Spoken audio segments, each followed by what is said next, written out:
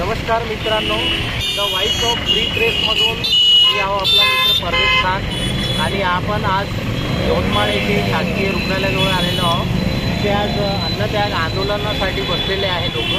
त्यांचे आज उपोषणाची 5 दिवस झालेले आहेत। त्यांना दोघांची हलाखीची तब्येत झालेली आहे आणि पूर्ण समाज हिताचे प्रश्न विचारलेले आहे आणि त्या संदर्भात आपल्या इथं बसलेले आहे संघपाल बारसे आणि प्रवीणजी आडे आणि त्यांचे मित्र। आपला परिचय सर पंढरी पाटील बरोबर आहे सर्व। अच्छा, तर काय समस्या आहे सर इथल्या, काय आपण प्रशासनाला मागणी केलेल्या आहे इथे?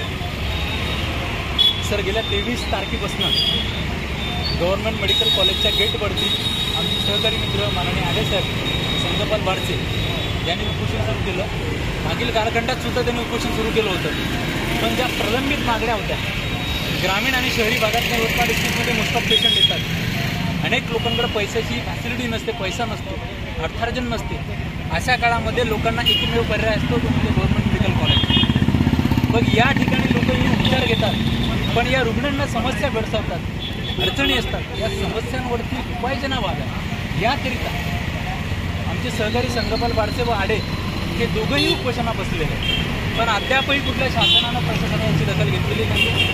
आमची या माध्यमातून मीडियाच्या माध्यमातून विनंती आहे, शासन व प्रशासनाला विनंती आहे की आपण त्वरित यांच्या मागण्या पूर्ण कराव्यात।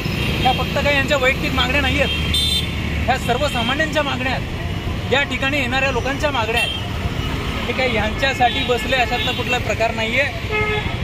ज्या ग्रामीण आणि शहरी भागातनं गरीब लोक, सामान्य कुटुंबातील लोक या ठिकाणी उपचार घेण्यासाठी येतात, त्यांच्या त्या मागण्या आहेत आणि या मागण्या मेडिकल रूलनुसार, प्रोटोकॉलनुसार, according to the Indian council of medical research, all India institute of medical sciences याच्या म्हणण्यानुसार ज्या प्रोटोकॉलमध्ये मागण्या ते पूर्ण करणं गरजेचं आहे, पण या ठिकाणी अद्यापही या मागण्या पूर्ण होत नाही आहेत। आज उपोषणाचा 5वा दिवस आहे, पण जर या मागण्या पूर्ण होत नसतील, आज यांची कंडिशन फार बेकार आहे, यांची हेल्थ कपॅसिटी संपत आलेली असताना सुद्धा यांच्याकडे तुम्ही लक्ष देत नसेल तर हा दुजोरा आहे। या ठिकाणी असलेलं शासन असेल, मंत्री असतील, स्थानिक आमदार असेल, कोणी असेल, हे लोक जर यांच्याकडे लक्ष देत नसेल तर मला वाटतं ही गोष्ट एक लांछनास्पद आहे, वाईट आहे। हे स्वतःसाठी बसले असते तर आपण मान्य केलं असतं, पण लोकांसाठी लढतायत, संघर्ष करतायत आणि या संघर्षाला न्याय भेटावा हा त्यांचा प्रयत्न आहे, दुसरं वेगळं काही नाही आहे। म्हणून मीडियाच्या माध्यमातून विनंती करतो, प्रशासनातील आपल्या जिल्ह्याला 3 मंत्री लाभलेले आहेत, 3ही मंत्र्यांना मी रिक्वेस्ट करतो की आपण यावं, चेकआउट करा मेडिकल कॉलेज, काय प्रॉब्लेम आहे, काय एरर आहे, या सगळ्याचा समस्या समजून घेणं ही काळाची नितांत गरज आहे, अडचण आहे आणि लोकशाहीचा चौथा स्तंभ येणार। त्याने पत्रकार बांधव आम्हाला सहकार्य करतायत, त्यांचं सुद्धा आभार या ठिकाणी मी मानतो। व आमचे सहकारी मित्र संघपाल बारसे आडे, आमच्यासोबत मित्र ॲक्टिव्हिस्ट मनोहर वसंते यांनी सुद्धा या आंदोलनाला पाठिंबा वेळोवेळी दिलेला आहे, पण या नंतरच्या काळात जर याचा उद्रेक निर्माण करायचं नसेल तर प्रलंबित असलेल्या महत्त्वाच्या मागण्या पूर्ण कराव्यात हीच या ठिकाणी विनंती करतो। बरोबर आहे, बरोबर। आता मागण्या होऊन नाही राहिल्या, तुमची आपली भूमिका काय जरा, आणि यांच्या जीवित आणि नुकसान होऊ शकते, बरोबर आहे की नाही? 5 दिवस झाले उपाशी आहे, बरोबर आहे, तर याच्या सर्वस्वी जबाबदार कोण राहील असं काय वाटतं तुम्हाला? मी तर सरळ पूर्णपणे मी तर पंढरी पाटील शूटआउटमध्ये स्टेटमेंट देतो। या 2 व्यक्तींना जर काय झालं, ते काय आहेत, कसं आहे, यांचा बॅकअप काय, आम्हाला काय घेणं नाही। समस्या लोकांसाठी लढतायत हा महत्त्वाचा विषय आहे। यांच्या जीवितत्वाला जर हानी झाली तर पूर्णपणे या जिल्ह्याला लाभलेले 3 मंत्री, स्थानिक प्रतिनिधी या सर्वांना सर्व्हिस आम्ही जबाबदार ठरवू, मग ते कोणी असो। चांगल्या गोष्टीसाठी उभं राहणं हे आमचं काम आहे, वाईटांना वाईट म्हणणं हे आमचं काम आहे, सत्याच्या बाजूने उभं राहणं ही आमची जबाबदारी आहे।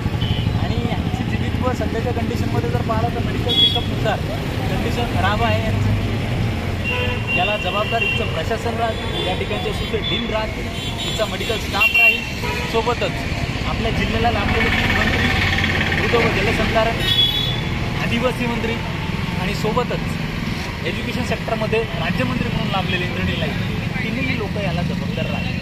मी सांगतो, रिॲलिटी आहे, फॅक्ट आहे। लोकांना सुविधा भेटत नसतील तर लढणं काम आहे ना, आणि ह्या गोष्टी पूर्ण होत नसेल तर काय अर्थ नाही। तर 3 पैकी किती मंत्र्यांनी आता व्हिजिट दिलेली आहे आपल्याला? एकाही मंत्र्यांनी आतापर्यंत व्हिजिट दिलेली नाही। आतापर्यंत कोणीच नाही आले. बरेचसे मंत्री म्हणजे तिन्ही मंत्री बऱ्यापैकी गावात आले. प्रशासनातील अधिकाऱ्याच्या वतीने त्यांचा सत्कार सन्मान झाला. नागरी सत्कार सुद्धा संपन्न झाले, पण कुणी आलं नाही. पण स्थानिक आमदार बाळासाहेब नांगोळकर यांनी डीन यांची भेट घेतली, एवढी माहिती आम्हाला मिळाली.